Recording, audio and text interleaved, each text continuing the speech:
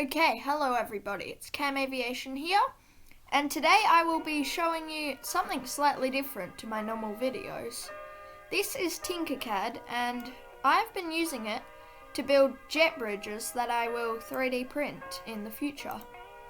I'm also thinking of making a business out of this by selling these as 3D printed objects. And here we are. So, to start, here we have some bits where you board the plane, and they can easily clip into these pieces here, which are at different heights depending on different doors on the aeroplane and different types of aeroplanes.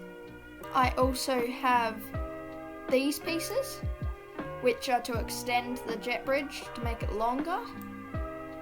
I also have these ones which can clip into these pieces, and so then they can turn and join and be a bit flexible. I also have this, which you can slide a piece in and out, and I have some vehicles. So here's a car that I've made, and here's some boarding stairs. Now here's a piece that you can use to make to get the jet bridges to go up and down.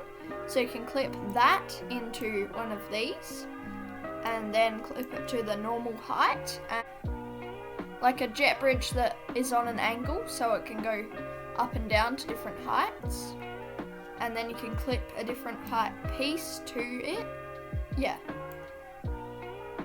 And so that's it. So I've been using Tinkercad. Tinkercad is a free software, I think. I got the account with school because we used this at school.